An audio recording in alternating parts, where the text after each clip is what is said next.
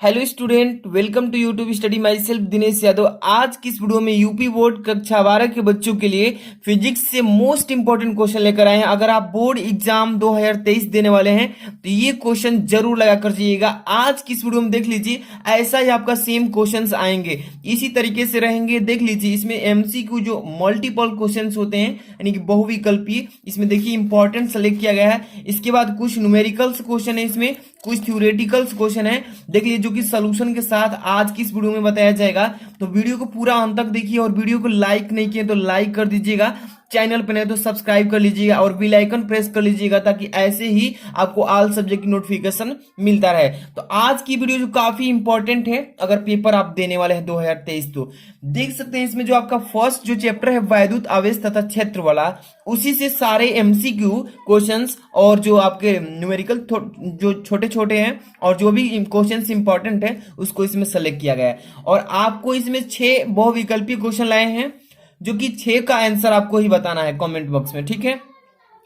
पहला क्वेश्चन इसमें है कि वैद्युतशीलता यानी कि एप्सिलॉन नॉट का एसआई मात्रक, एसआई मतलब होता है इंटरनेशनल सिस्टम, अंतरराष्ट्रीय पद्धति में जो वैद्युतशीलता होता है यानी कि एप्सिलॉन नॉट का मात्रक क्या होता है। और ये क्वेश्चन में बार बार पेपर में पूछा जाता है, तो आपको बताना है कमेंट में, ठीक है। पहला ऑप्शन है कूलाम स्क्वायर प्रति न्यूटन इंटू मीटर स्क्वायर, और सेकेंड ऑप्शन है न्यूटन इंटू मीटर स्क्वायर प्रति कूलाम स्क्वायर, और थर्ड जो नंबर जो है न्यूटन प्रति कूलाम है। इसके बाद फोर्थ नंबर ऑप्शन है न्यूटन प्रति वोल्ट इंटू वोल्ट प्रति मीटर स्क्वायर। जितने भी बच्चे को इसका आंसर मालूम है सभी लोग फटाफट से इसका आंसर बता दीजिएगा कमेंट में। चलिए, इसका वैद्युतशीलता जो होता है इसको इससे डिनोट करते हैं यानी कि एप्सिलॉन नॉट से, और इसका एसआई मात्रक होता है कूलाम का स्क्वायर प्रति न्यूटन इंटू मीटर स्क्वायर। सभी बच्चे को मालूम है और ये पेपर में पूछा जाता है। ये पहला जो ऑप्शन है इसका करेक्ट हो जाएगा। इसी तरीके से नेक्स्ट क्वेश्चन आपके सामने है, वैद्युत क्षेत्र की तीव्रता का मात्रक। पेपर में पूछता है कि वैद्युत क्षेत्र जो है इलेक्ट्रिक फील्ड, इसकी तीव्रता का आपका मात्रक बताना है। 4 ऑप्शन से अवेलेबल है। पहला है कूलाम प्रति न्यूटन, इसके बाद जूल प्रति न्यूटन, इसके बाद तीसरा है न्यूटन प्रति कूलाम, और चौथा है न्यूटन प्रति मीटर। जितने भी बच्चे जानते हैं इसका करेक्ट आंसर सभी लोग बताने की कोशिश कीजिएगा। सब लोग से पूछ रहा हूं, कमेंट में छाप दीजिए इसका सही आंसर, ठीक है। तो देखिए, वैद्युत क्षेत्र जो होता है ना, इलेक्ट्रिक फील्ड करंट, यहाँ पे देखिए कितने स्पीड से बहता है, इसका पहले मात्रक पूछा है। तो तीसरा नंबर जो ऑप्शन दिख रहा है कि न्यूटन प्रति कूलाम, इसको न्यूटन प्रति कूलाम को एन पर सी ऐसे भी लिख सकते हैं, ठीक है, शॉर्टकट में। अगला क्वेश्चन है आपके सामने, ध्यान समझिएगा इसको। बोला इसमें कि विद्युत फ्लक्स का मात्रक बताइए। विद्युत फ्लक्स जो होता है इसका मात्रक आपसे पूछा गया है। इसमें ऑप्शन है न्यूटन प्रति कूलाम है, वोल्ट इंटू मीटर है, इसके बाद तीसरा है वोल्ट प्रति मीटर है, चौथा है न्यूटन इंटू मीटर प्रति कूलाम, ठीक है। देखिए, पहले आपको कैसे पकड़ना है, विद्युत फ्लक्स पूछा है ना, विद्युत फ्लक्स का जो मात्रक होता है उचित मात्रक वोल्ट इंटू मीटर। यहाँ पे देखिए इंटू वोल्ट इंटू मीटर कौन सा है, दूसरा ऑप्शन, ये जो है इसका करेक्ट आंसर हो जाएगा, ठीक है।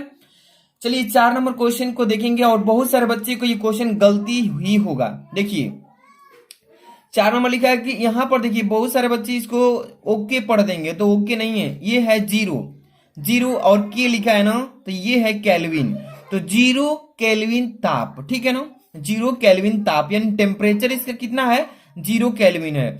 0 केल्विन ताप पर शुद्ध अर्धचालक है। शुद्ध अर्धचालक पूछा है ना, तो चालक होता है कि प्रतिरोधक होता है, यहाँ पर शक्ति स्रोत होता है कि विद्युत रोधी होता है। तो सभी लोग जानते हैं कि देखिए जो 0 केल्विन ताप पर शुद्ध अर्धचालक जो लिया जाता है वो विद्युत का रोधी होता है, यानी विद्युत रोधी। इसमें चौथा जो ऑप्शन है ये हो जाएगा इस प्रश्न का सही आंसर। अगला क्वेश्चन की तरफ चलेंगे, ध्यान से देखते रहिए कि क्वेश्चन आप लोग के लिए इंपॉर्टेंट है, जितने भी बच्चे बोर्ड एग्जाम 2023 देने वाले हैं, ठीक है। अगला क्वेश्चन यहाँ पे देखिए क्या बोल रहा है इसमें कि एक 24 ओम प्रतिरोध वाले तार को एक समबाहु त्रिभुज के रूप में मोड़ा जाता है। ध्यान समझिएगा, मैं बहुत ही इजी तरीके से बताऊंगा इसको। अब करें कि नहीं, दो किनारों के बीच प्रभावी प्रतिरोध बताइए। देखिए पहले बाबू ध्यान से समझिए, सॉल्व करा रहा हूं इसको। एक 24 ओम प्रतिरोध का तार है, देखिए कितने ओम का है भाई, 24 ओम। मान लीजिए 24 ओम का प्रतिरोध का तार है, कितने ओम का है, 24 ओम का, ठीक है। ये तो क्लियर हो गया। अब कह रहा है कि इसको समबाहु त्रिभुज के रूप में मोड़ दीजिए, इसी को समबाहु त्रिभुज में, ठीक है। चलिए मोड़ देता हूं, देखिए ध्यान से देखते चलिए, एक एक क्वेश्चन आप लोग के लिए काफी इंपॉर्टेंट बनाया जा रहा है ना, तो आप लोग मेहनत कीजिए और बोर्ड एग्जाम में अच्छा सफलता पाइए। ठीक है, चैनल पर जुड़े रहेंगे ना तो आप लोग के लिए काफी हेल्प मिलेगा।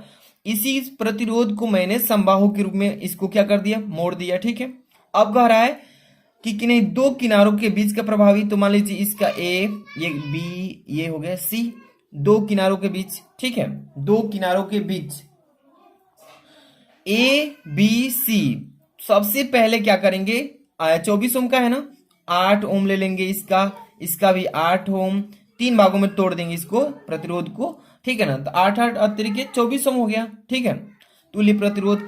सबसे पहले ए बी और सी, इस दोनों के बीच में पहले इसका ये देखिए, ए को और यहाँ सी से इसको जब इस तरीके से लमड़ाएंगे 8 ओम, और इसको भी सीधा कर देंगे, इसको और इसको सीधा करेंगे तो फिर कितना हो जाएगा 8 ओम।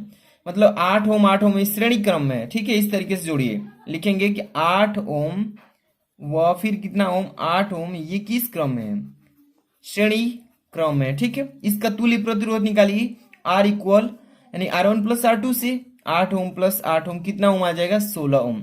अब देखिए, अब जब इसको हम लोग इसका जोड़ लिए तो कितना ओम आ गया 8 ओम। तो अब ये फिगर बनाएगा इस तरीके से, ये 16 कितना ओम आया 16 ओम।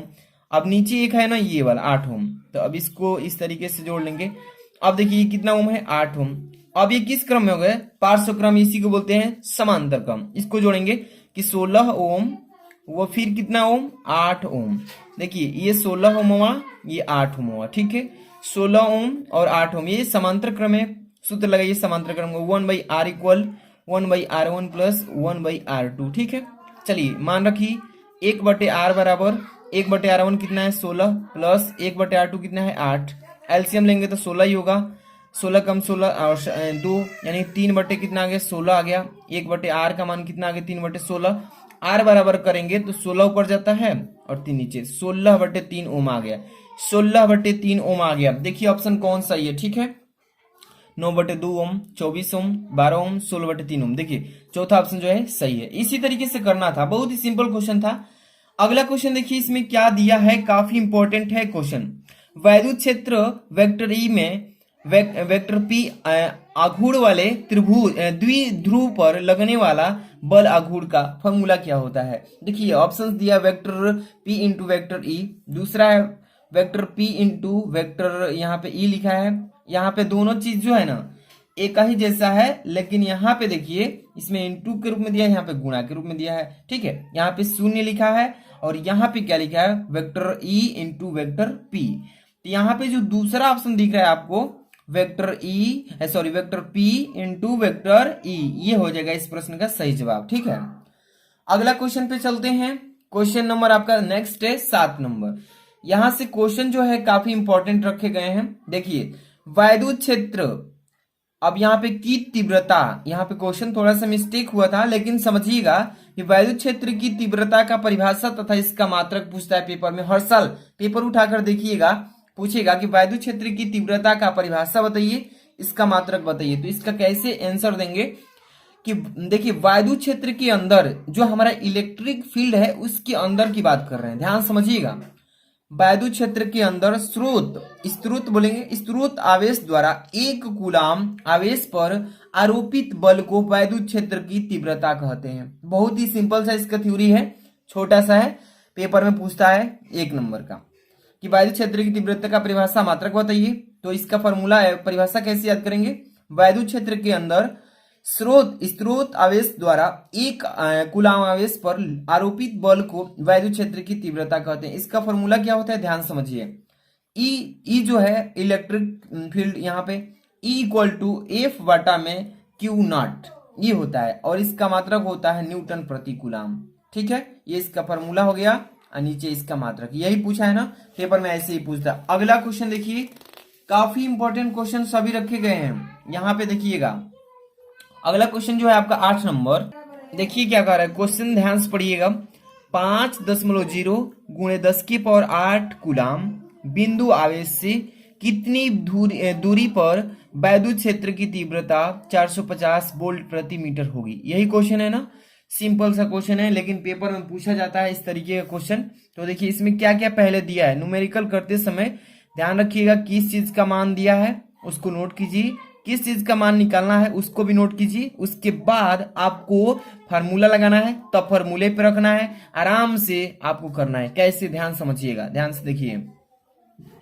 पहले 5.0 गुणे 10 के पावर 8 कूलाम, ये किस चीज का मान दिया है, क्यू का मान। आवेश क्यू इक्वल टू 5.0 गुणे 10 के पावर 8 कूलाम, ठीक है, इतना दिया है। इसके बाद यहाँ पे दिया है वैद्युत क्षेत्र की तीव्रता, यही लिखा है ना। यहाँ पे ई का मान दिया है, ई बराबर लिख लेंगे, कितना लिखेंगे 450। अब यहाँ पे बोल्ट, यहाँ पे बोल्ट लिखेंगे, अब प्रति लिखेंगे मीटर, वोल्ट प्रति मीटर, इतना लिख लेंगे। इसके बाद देखिए यहाँ पे फार्मूला लगाएंगे, ई बराबर क्या होता है, ये जो आपका अंकिक वैल्यू होता है 9 गुणे 10 के power 9 into q upon r का स्क्वायर। आप ये जानते हैं ये फार्मूला, इसी फार्मूले पर रख देना है। ई का मान 450 वोल्ट, 450 वोल्ट बराबर ये 9 जो होता है 9 गुणे 10 के पावर 9 एप्सिलॉन नॉट अंकिक वैल्यू। अब यहाँ पे क्यू का मान जो दिया है ये रखेंगे 5 गुणे 10 के पावर 8, ठीक है। और यहाँ पे इसमें माइनस में दिया था प्लस में, यहाँ पे देखिए सॉरी माइनस होगा, यहाँ पे माइनस होता है, यहाँ पर भी माइनस होगा, यहाँ पर भी माइनस होगा, ठीक है। और बटे में आर का स्क्वायर कीजिए, यहाँ पे आर का स्क्वायर का मान निकालिए, इसमें मल्टीप्लाई होगा, ये बाटा के सीधे नीचे आएगा, यहाँ पे हो जाएगा 9 5 45 हो जाएगा, और गुणे 10 के पावर 9 प्लस में ये घट कर कितना बचेगा, केवल 10 बचेगा, 10 हो जाएगा, बट्टा में कितना हो जाएगा 450, एक जीरो से एक जीरो कैंसिल, 45 से 45 कैंसिल, एक आ गया ना। आर का मान कितना आ गया 1 मीटर, यही निकालना था, ठीक है। बहुत ही इजी क्वेश्चन था, इसी तरीके से क्वेश्चन पेपर में आता है। अगला क्वेश्चन आपके सामने, यहाँ पे ध्यान से देखिएगा, करें कूलाम के नियम को परिभाषित करें। पेपर में पूछा जाता है कूलाम के नियम को परिभाषित करने के लिए, ठीक है। तो इसका परिभाषा बताएंगे कि स्थिर की नहीं दो आवेशों के बीच लगने वाले वैद्युत बल उन आवेशों के गुणनफल के समानुपाती एवं उसके बीच के दूरी के वर्ग के व्युत्क्रमानुपाती होता है। एक बार ध्यान समझिएगा, पेपर में आएगा, इसी तरीके से लिखना होगा कि स्थिर की नहीं दो आवेशों के बीच, जो Q1 Q2 आवेश हो जाएंगे तो वही स्थिर आवेश रहेंगे, यानी कि स्थिर के नहीं दो आवेशों के बीच लगने वाले वैद्युत बल उन आवेशों के गुणनफल यानी Q1 इंटू Q2 के समानुपाती एवं उनके बीच की दूरी जो होगी वो वर्ग के व्युत्क्रमानुपाती होता है। इसका फॉर्मूला देखिए, F equal to 1/4 pi epsilon naught into Q1 into Q2 upon r square, जो कह रहा है परिभाषा वही फॉर्मूला। इसी तरीके से आपको लिखना है पेपर में, बोर्ड एग्जाम में अगर आता है तो। अगला क्वेश्चन देखिए, अगला क्वेश्चन काफी इंपॉर्टेंट है आप सबके लिए।